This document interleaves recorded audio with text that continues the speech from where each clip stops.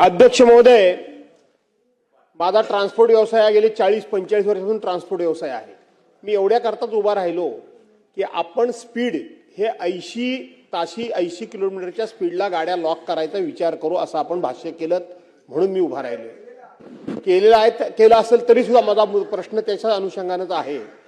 मुळामध्ये गाड्या 200-220 स्पीड पर्यंतच्या गाड्यांचं एकंदरीत ते मेकिंग असतं, त्या बनवलेल्या असतात। तुम्ही 80च्या स्पीडला गाडी लॉक केलीत, पूर्वी 60च्या स्पीडला गाडी लॉक करायची होती। होतं काय माहितीये तुम्हाला, त्या गाड्या चढामध्ये किंवा लेवलला पिकअपच घेत नाहीत, नुसतं इंजिन रेस होतं आणि शेवटी तो ड्रायव्हर वैतागतो, त्याचं कॉन्सन्ट्रेशन तुटतं आणि म्हणून तो नंतर काय करतो की उतार वगैरे आला की सरळ गाडी न्यूट्रल करून टाकतो।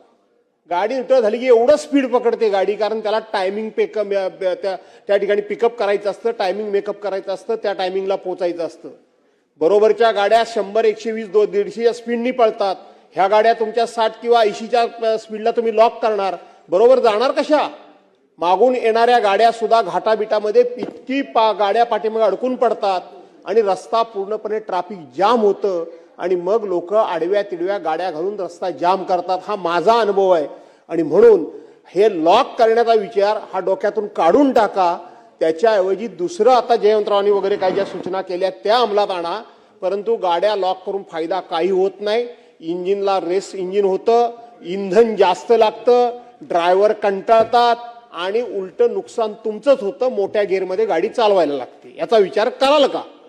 तपास करा, शास्त्रीय दृष्ट्या तपासणी करा, तुम्हाला योग्य वाटलं तर करा। त्या व्यवसायाशी संबंधित असल्या कारणानं त्यांच्याशी चर्चा करून योग्य तो निर्णय घेण्यात येईल। लक्षवेधी क्रमांक 3